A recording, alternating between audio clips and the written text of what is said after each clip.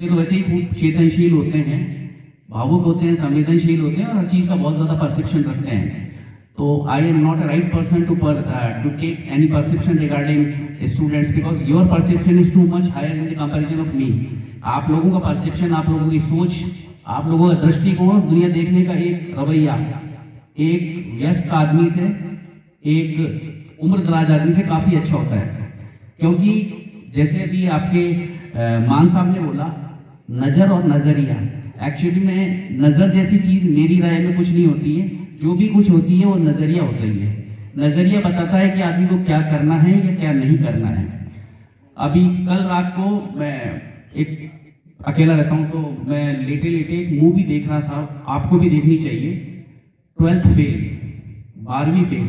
आजकल एक बहुत मूवी हाइप पे चल रही है, एनिमल, लोग देख रहे हैं, आधी सी ऑफ सीन सी आधी सी पिक्चर। ऑन द दूसरे हैंड पे, ऑन द अनदर हैंड, एक मूवी आई है 12th फेल, प्रत्येक बच्चे को देखनी चाहिए। वो एक ऐसी मूवी है जिसमें एक ऐसा बच्चा था, उसका नाम मैं भूल रहा हूँ, बिल्लू बिल्लू ऐसा कुछ करके था। उसके फादर ने उसकी रिक्शा चलाते थे, माँ घरों में बर्तन मांजती थी और बच्चे को फिर स्कूल में, इंग्लिश मीडियम स्कूल में किसी भी तरह करवा करूँ के फिर बाद में उसके बाप ने उसकी पढ़ाई के लिए चोरी चपारी भी की। एक स्टेज ऐसी थी कि जब वो दिल्ली में गया तो उसके बाद ट्यूशन फीस के पैसे नहीं थे, कोचिंग के पैसे नहीं थे। वो 15 घंटे आटा की चक्की में काम करता था, 15 आवर्स पर डे, 15 आवर्स, 15 घंटे। उसके बाद सुबह वो जाके लोगों के टॉयलेट साफ करता था और he became an IPS officer, Manoj Kumar Sharma. Real story, real story. 12th में फेल था, 15 घंटे तक आटे की चक्की पे काम किया। उस चक्की पे काम करने के बाद सुबह लोगों के टॉयलेट साफ करता था। आप देखेंगे रियलिटी उसमें है और उसके ऊपर काफी आजकल न्यूज़पेपर्स वगैरह में भी आ रहा है। तो क्या होता है, नजर और नजरिए में फर्क ये होता है कि नजर तो किसी आदमी की कभी भी कोई बदल सकता है, नजरें फेर लेना, नजर बदल सकती है, नजरिया नहीं बदलना चाहिए। आदमी के हाथ टूट सकते हैं, पैर टूट सकते हैं, आंखों से अंधा हो सकता है, लेकिन जज्बात नहीं मर सकते। जज्बात हमेशा हर इंसान में जिंदा रहने चाहिए और जिस इंसान में जज्बात जिंदा है, करने का हौसला है, वो करेगा। अब्राहम लिंकन कितनी बार आ रहा, फिर अमेरिका का प्रेसिडेंट बन गया, ठीक है। भारत की राजनीति के संबंध में मैं कोई टिप्पणी नहीं करता, मैं जिस पोस्ट पे हूं, तो यहाँ के संबंध में कोई कैसे क्या चर्चा, इस पर कोई टिप्पणी नहीं। मैं जो भी चर्चा करूंगा वो इंटरनेशनल लेवल पे ही करूंगा। तो बेसिकली क्या होता है कि कोई भी स्टूडेंट कहीं कोई कमजोर नहीं है। 3rd डिविजनर, बैक बेंचर, फेल होने वाला, पास होने वाला, ये सब मौके की बात है। कोई टॉपर आ गया इसका मतलब वो कलेक्टर बन जाएगा, जज बन जाएगा, कोई जरूरी नहीं है।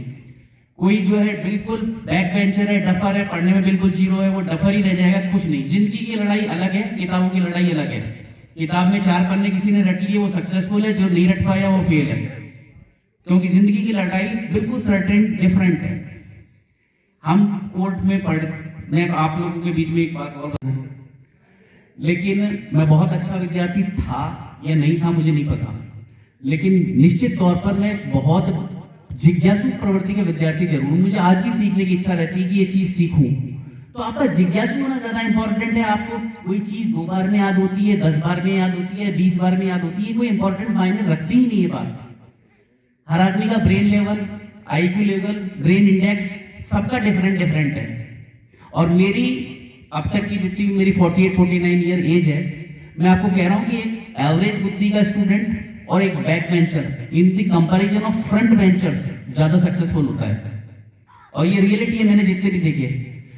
अभी गैलप से कंपनी में वाइस प्रेसिडेंट है अजय कुमार शर्मा जी। एक अभी मैंने इनको हमारे PS साहब को भी मिलाया था, हमारे कालिंदी रिसोर्ट के MD हैं, बैक बेंचर। ये सब इतने अरबपति खरबपति हो गए कि मैं तो फिर भी दूसरी तीसरी बेंच पे बैठता था, तो बिल्कुल बैक बेंच पे थे। तो जिंदगी की सक्सेस एक अलग चीज है और किताबों की सक्सेस एक बिल्कुल अलग चीज है। जो बर्तन साफ कर रही है, अपने बच्चों के गंदे कपड़े साफ कर रही है, बहुत सक्सेसफुल औरत है, मैं मानता हूँ, बनिस्बत उसकी कि जो कलेक्टर है और अपने बच्चे को संस्कार नहीं दे पाती। कोई जरूरत नहीं ऐसी माँ की या महिला की। बच्चे के लिए फायदेमंद कौन माँ है? जो एक अपने छोटे दुर्बल बच्चे को, एक कमजोर बच्चे को, थॉमस एल्वा एडिसन की मैं आपको एक कहानी सुनाता हूँ छोटी सी, क्योंकि मैंने आपको पहले शुरू में ही कह दिया था कि मेरी बात के 3 पार्ट होंगे। लीगल नॉलेज, उसमें से लास्ट के 3 मिनट का टाइम है जिसमें मैं बता दूंगा आपको। एक बार क्या हुआ, एक बच्चा था, बच्चा बिल्कुल डफर का मतलब सेंस, गुड फॉर नथिंग, किसी भी चीज के लिए बेहतर ना होना, घर वालों ने कहा अरे बिल्कुल बेकार है, उसके फादर थे नहीं बेचारे के, क्या किया जाए। तो फादर नहीं थे तो हुआ ये कि उसकी माँ ने उसको स्कूल में भेजा। जब स्कूल में भेजा तो हुआ स्कूल में ये कि स्कूल वाले ने कहा तो बिल्कुल ही टोड़ आदमी है, बिल्कुल जिसे कहते हैं ना बिल्कुल डम्प। स्कूल वाले ने कहा he is not suitable candidate for this school, पढ़ने योग्य नहीं है। टीसी काट के उस पर कारण लिख दिया। कारण लिखने के बाद उसकी माँ के पास आए तो माँ की आंख में आंसू आ गए।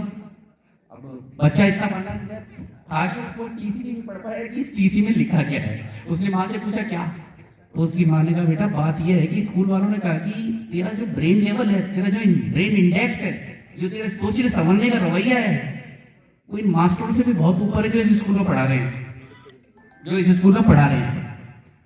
तो क्या कि हमारे स्कूल का प्रत्येक टीचर इनकेपेबल है आपके जैसे बेटे के, योग्य बेटे को पढ़ाने के। मेरा स्कूल सक्षम ही नहीं है।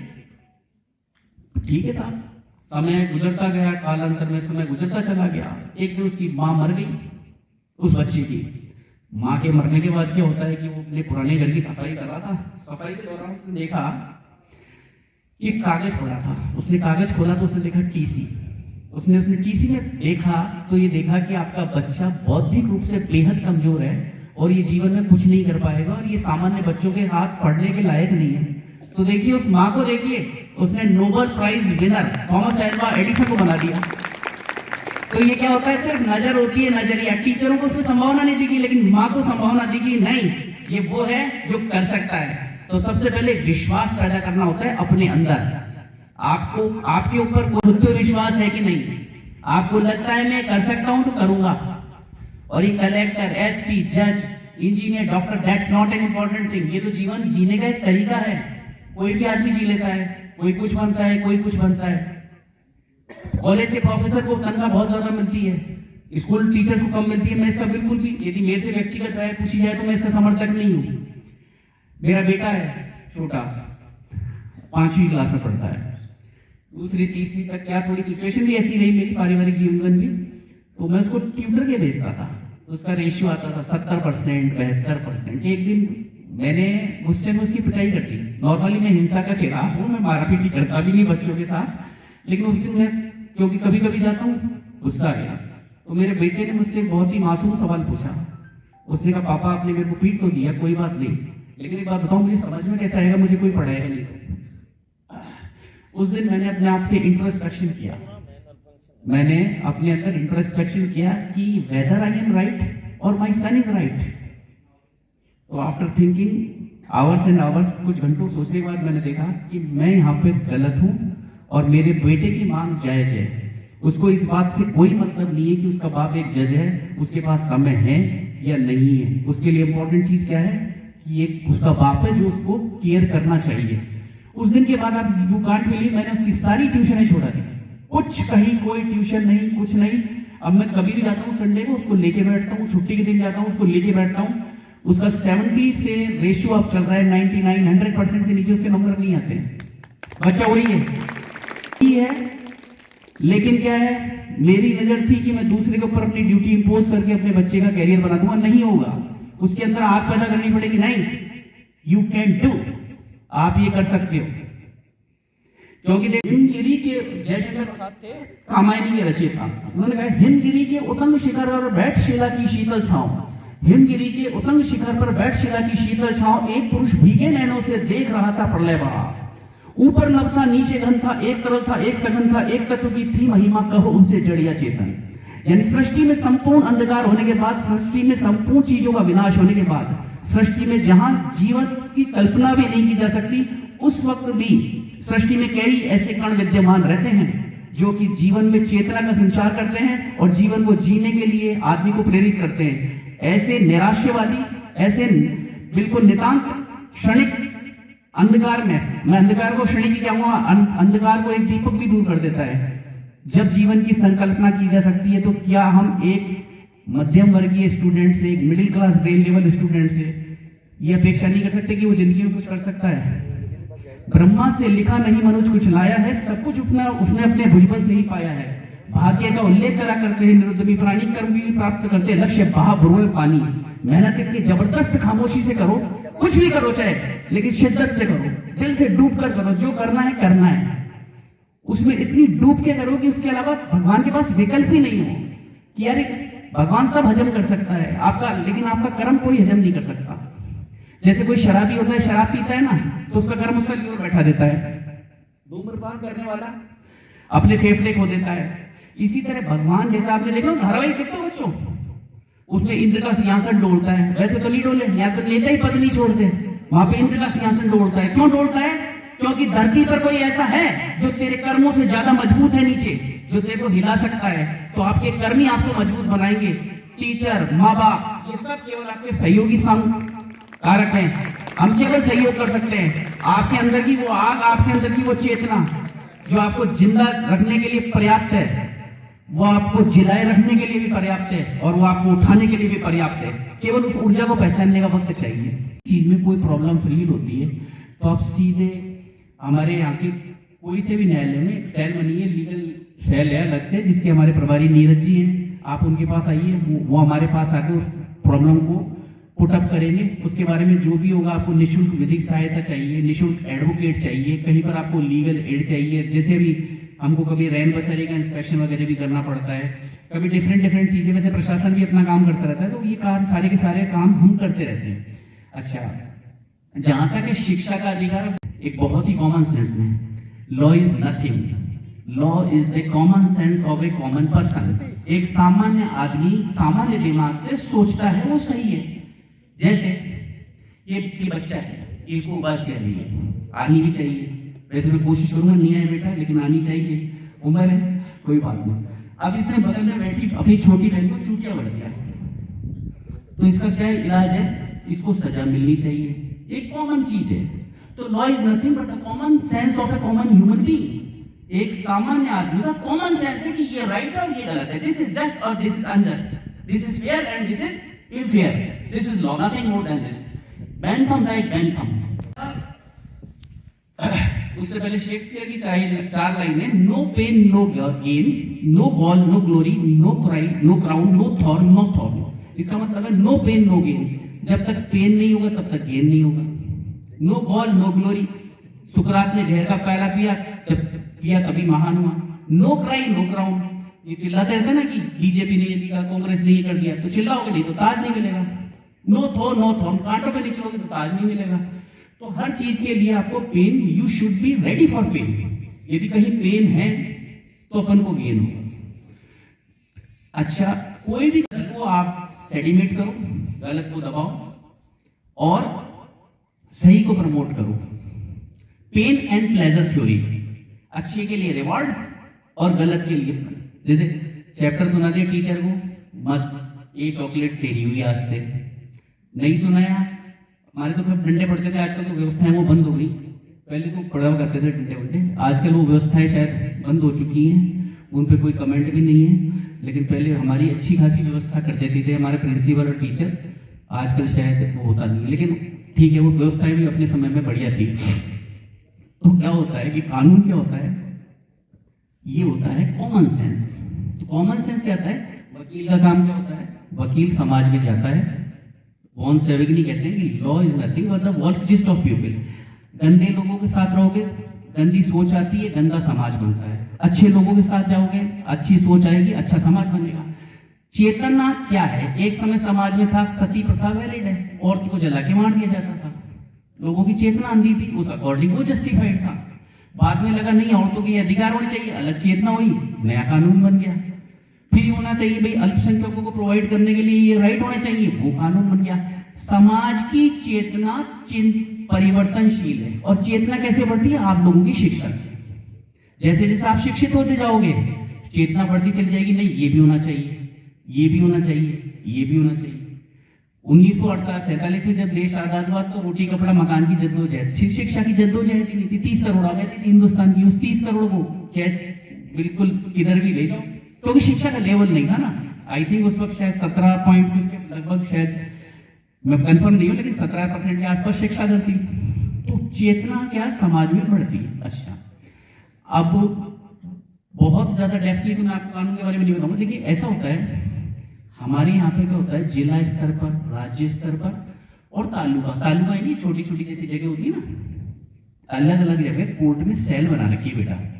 तो उनमें क्या कर रखा है, किसी भी उम्र का, जैसे गांव के उम्रदराज लोग भी हैं, महिलाएं भी हैं, किसी भी तरीके की हैं।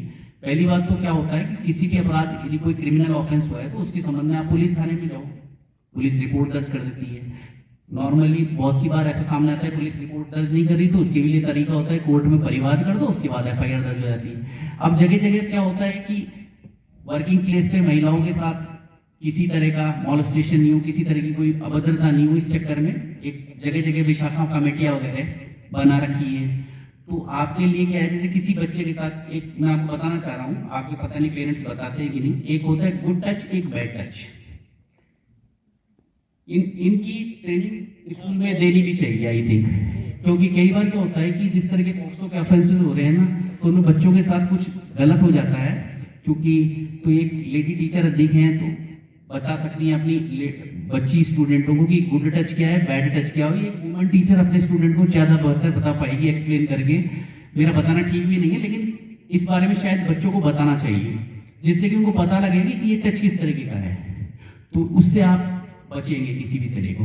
और मैं तो तक बढ़े चलना तुम ध्येय बिंदु तक, निजी जीवन का लक्ष्य बनाकर पथ भूल न जाना, पथिक कहीं कोहरे में डूबा संसार पाकर। समाज में कितनी भी निराशा हो, कोई कितनी भी नेगेटिविटी बात करे, लेकिन आपके मन में आशा का दीपक है और आपके मन में पॉजिटिविटी है, तो you will get your target 100% successful. कोई ऑप्शन ही नहीं है, क्योंकि भगवान के पास सब कुछ है, आपके कर्मों को हजम करने का तरीका भगवान के पास भी नहीं है। किताबों के माध्यम से बच्चे को अभी इन्होंने प्रमोट किया, ये बहुत ही अच्छी बात है कि किताबें बच्चों को मिल रही हैं, शिक्षा का स्तर बढ़ता चला जा रहा है। और निश्चित तौर पर किताबें पर्याप्त नहीं, किताब के साथ किताब को पढ़ने की सोच जो है ना, वो ज्यादा इंपॉर्टेंट है। तो अपन को क्या करना है कि इन किताबों को अपना गीता कुरान मान लेना है। भारत में सबसे ज्यादा बड़ी चीज क्या है जानते हो अब क्या है? हिंदुस्तान में किसका राज चलता है? आपको क्या लगता है? मतलब किस चीज का राज चलता है हिंदुस्तान में? देखिए, हिंदुस्तान के कॉन्स्टिट्यूशन की प्रियम्बल है, मैं आपको कुछ सुनाता हूँ। We the people of India, Hindi बोलो, हम भारत के लोग भारत को संपूर्ण प्रभुत्व संपन्न समाजवादी पंथनिरपेक्ष लोकतंत्र गणराज्य बनाने तथा इसके सभी नागरिकों को सामाजिक आर्थिक राजनीतिक न्याय विचार व्यक्ति विश्वास धर्म और उपासना की स्वतंत्रता प्रदान करने के लिए आज अपनी संविधान सभा में संविधान को अंगीकृत आत्मर्पित और अधिनियमित करते हैं। तो ये क्या है? अब भारत में क्या हाई कोर्ट ऊपर है, सरकार ऊपर है, कॉन्स्टिट्यूशन ऊपर है, सबसे ऊपर कौन है? सबसे ऊपर भारत में है भारत के लोग, भारत की जनता सर्वो है। ना न्यायालय ऊपर, न कैबिनेट ऊपर, न मंत्री ऊपर, न राष्ट्रपति ऊपर, न प्रधानमंत्री। भारत की जनता सर्वोपरि है। हम भारत के लोग, क्योंकि भारत की जनता तय करती है कि भारत का भाग्य विधाता कैसे होगा, भारत कैसे चलेगा, देश क्या होगा, है ना? तो आप वो भारत हो, वो जनता हो, यदि आप पढ़े हो, शिक्षित हो, हमारी बहनें पढ़ी है, मेरी बेटियां पढ़ी हैं, मेरे बेटे पढ़े हैं, मेरे भाई पढ़े हैं, तो हम एक तार्किक ढंग से अपनी बातों को सोच सकेंगे, उठा सकेंगे, उन चीजों को समझ सकेंगे और उन चीजों के अनुसरण में अपने देश को एक सुंदर स्वरूप पहनाने की प्रयास कर सकेंगे। फौजी दिखता हुआ युद्ध लड़ता है, एक व्यक्ति प्रत्येक दिन अपने अंदर खुद से एक युद्ध लड़ता है। एक माँ अपने परिवार में अपने बच्चों के लिए, अपने पति के लिए प्रत्येक दिन युद्ध लड़ती है। वो माँ लड़ती है आपके लिए, जो सुबह 7 बजे या 6 बजे आप जब स्कूल आ रहे हो तो गर्मा गर्म टिफिन बना के आपको देती है, टूटते हाथ में, जबकि हाथ में पानी रखने में भी बहुत दर्द होता है। तो युद्ध प्रत्येक आदमी का युद्ध का स्वरूप बदलता है। तो अपन को अपने आप को प्रत्येक युद्ध के लिए तैयार रखना है। वो कानूनी तो आप नहीं भी पकड़ पाए कोई चीज कि हमारे साथ ये गलत हो रहा है या सही हो रहा है, आपको बस इतना सा होना चाहिए, दिस इज राइट और this is wrong. If this is wrong, क्या मैं इस चीज का समाधान करने में सक्षम हूं? तब तो समाधान कर लो, नहीं हूं तो अपने से किसी बड़े से सलाह ले लो कि भाई क्या हो सकता है इसका। और फिर भी समझ में नहीं आए तो हम आपके पास हैं आपकी सब मदद करने के लिए, ठीक है? अपन जिस पीरियड में है वो एक संक्रमण काल है, बहुत बड़ा ट्रांजिशनल पीरियड है। देश बदल रहा है, धरती बदल रही है, अर्थव्यवस्था बदल रही है, लोग बदल रहे हैं, उतने विश्वसनीय लोग हर जगह हैं भी नहीं। आप लोगों के लिए भविष्य सबके लिए एक बहुत बड़ा चैलेंजिंग है, हमारे लिए तो है ही है, आपके लिए भी है। तो उन परिस्थितियों में अपने आप को इतना बुलेट प्रूफ बना लेना है, गोलियों से दूर, मतलब हर नकारात्मक थॉट आए वो आपकी बॉडी से टकरा के इधर रवाना। नकारात्मक मतलब किसी भी नेगेटिव थॉट को अपने ऊपर कभी हावी मत होने दो, और कोशिश करो जब दिमाग में कोई भी गलत चीज चलने लगी या कोई नकारात्मक विचार आने लगे तो किसी ना किसी के पास बैठ जाओ, क्योंकि क्या है, एकांत में आदमी अपना सबसे बड़ा दुश्मन होता है। अच्छा, मैं बहुत एवरेज स्टूडेंट था, मेरा एक्सपीरियंस बताता हूँ, लेकिन क्या है, अपना एक ग्रुप बना लिया 4 5 6, हम छत पे बैठते थे, पढ़ने को कम समय, लेकिन नंबर ज्यादा रहेगी, नंबर तो आना ही चाहिए, लेकिन पढ़ना भी कम चाहे नंबर भी ज्यादा है, तो हमने उसका सिस्टम निकाला। हमने 5-7 लड़कों को पकड़ा कि यार इधर आ जाओ, छत पे बैठेंगे और पहले तू सुना, तू सुना, तू सुना, तू सुना, अपना नंबर रखते थे 7 बार, 6 बार सुन लेते थे, 7 में कंठस्थ हो ही जाता था सुनवाते थे तो मिनिमम टाइम में मैक्सिमम प्लेजर, और उनमें सबसे ज्यादा नंबर फिर मेरे आते थे। तो क्या होता है, पढ़ने की टेक्निक है कि अपन को कैसे मिनिमम पेन में मैक्सिमम प्लेजर लेना है, ठीक है ना। तो अपन सब ये आपस में प्रण करते हैं कि हम जो भी करेंगे, जज बने ना बने, हम अपने मन के जज बहुत अच्छे बनेंगे, हम ईमानदार रहेंगे, निष्ठावान रहेंगे, और हमारे पास जितने भी लोग रहेंगे हम कोशिश करेंगे कि उनका दुख और दर्द दूर करने की कोशिश कर सकें। जिंदगी में हर आदमी भगवान नहीं बनता, जिंदगी में हर आदमी IAS भी नहीं बनेगा, हर कलेक्टर भी नहीं बनेगा, लेकिन इसका मतलब ये नहीं है कि ऐसा नहीं बनेगा, सब सक्सेसफुल होंगे, लेकिन जिंदगी का सक्सेस पद की सक्सेस से बहुत ज्यादा है। पद से ज्यादा पद पे बनने योग्य होना बड़ी बात है। अब जैसे 2-3 मैं आपको उसकी बहुत अच्छी कोटेशन बताता हूँ, तो उसमें क्या होता है कि मनोज कुमार शर्मा जी देते हैं, PSC के सामने गए, PSC में उनके बोर्ड के चेयरमैन थे मेहता जी, तो मेहता जी ने पूछा मिस्टर मनोज कुमार शर्मा की सर कि आप 10वीं में फर्स्ट डिवीजन और 12वीं में एक बार फेल और अगली बार फिर 3rd डिवीजन, ये कैसे हुआ? तो उन्होंने कहा सर ऐसा है, हमारे गाँव में, वो चंबल के इलाके के थे, टिपाई एक सामूहिक परंपरा है, ये उन्होंने इंटरव्यू बोर्ड के सामने कहा। तो सब 10वीं में तो जमकर टिपाई हुई थी, इसलिए हमारी क्लास में सभी फर्स्ट डिवीजन आए थे। कि फिर 12वीं में फेल क्यों हो गए, टिपाई नहीं हुई थी? कि सर बिल्कुल सही, उस साल टिपाई नहीं हुई थी, कोई नए डिप्टी साहब आ गए थे तो उन्होंने टिपाई को प्रोहिबिटेड कर दिया। कि फिर उसके बाद अगली बार 3rd डिवीजन क्यों हुए? कि तब टिपाई नहीं हुई थी? नहीं, तब टिपाई हुई थी, लेकिन तब तक मुझे समझ में आ चुका था कि टीपना एक गलत बात है और ये गलत परिपाटी है, इसलिए केवल मेरे स्कूल में मैं ही 3rd डिवीजन आया था, बाकी सब फर्स्ट डिवीजन आए थे। फिर आपने क्यों नहीं टीपा? कि सर ये चेतना जागते जागते मुझे नौकरी के 18 साल लग गए। ये चेतना होनी चाहिए कि जो हम कर रहे हैं ना, ये सही है या गलत है। आप उस पिक्चर को जरूर देखिएगा, नहीं तो उससे पहले अपन जीते ही जीते हैं। तो wish you best of luck, आप जिंदगी में इसी तरह जोश और खरोश से, जिंदा दिली से जीते रहें, और आप जो है अपने हर लक्ष्य को प्राप्त करें। भगवान करे, मैं तो चाहूंगा कि मैं आपके अधीनस्थ काम करूं, आप भारत के CJI बने, चीफ जस्टिस ऑफ इंडिया बने, और भगवान आपको इसी तरह से बहुत ही सक्सेसफुल जिंदगी में आगे बढ़ने की प्रेरणा दे। और देश की अब जल्दी मैडम नागारत्ना देश की पहली महिला चीफ जस्टिस बनने वाली है 2-3 सालों में, तो लगे कि भाई अगली बार आप में से कोई भी हो, और निश्चित तौर पर हमारे यदि विद्यार्थी यदि यहाँ पर आकर होते और मुझे ये महसूस होता है कि सर आप एक दिन आए थे, तो निश्चित तौर पर ये मेरे लिए जिंदगी का सबसे हसीन और खुशनुमा लम्हा होगा। आप सभी की मंगल में भविष्य, मेरे छोटे भाई बहनों की मंगल में भविष्य की कामना करते हैं, सभी ग्रामीण जन